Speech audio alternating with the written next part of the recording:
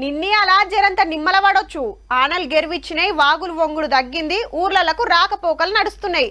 పట్నంలా పొద్ము కాడాడ ఓ dull పడుతున్నా పెద్దగా తిప్పలైతే ఏం లేదు. ముసురు పోయింది, ఎండ పొడొస్తుంది.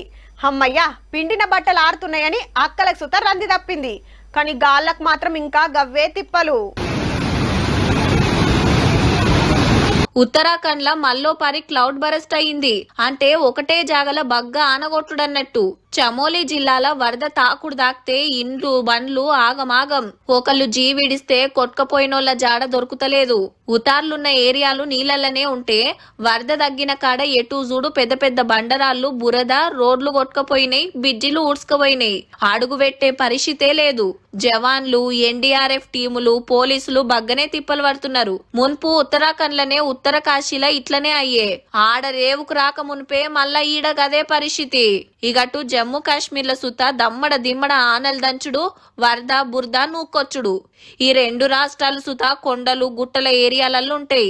ఉతార్ల ఇండ్లు కట్టుకొని ఉంటారు కాబట్టి గట్టిగా వానలు పడ్డాయి అంటే గింత ఆగమైతుంది. ఎడారి రాష్ట్రం రాజస్థాన్ ల సుత పొట్టు పొట్టు పడుతున్నాయి వానలు. ఇండ్లు రోడ్లు చెరువులైనాయి. గుజరాత్ లో ఇదే పరిస్థితి. ఢిల్లీలో యమునా నది ఇంకా డేంజర్ లనే వంగుతుంది.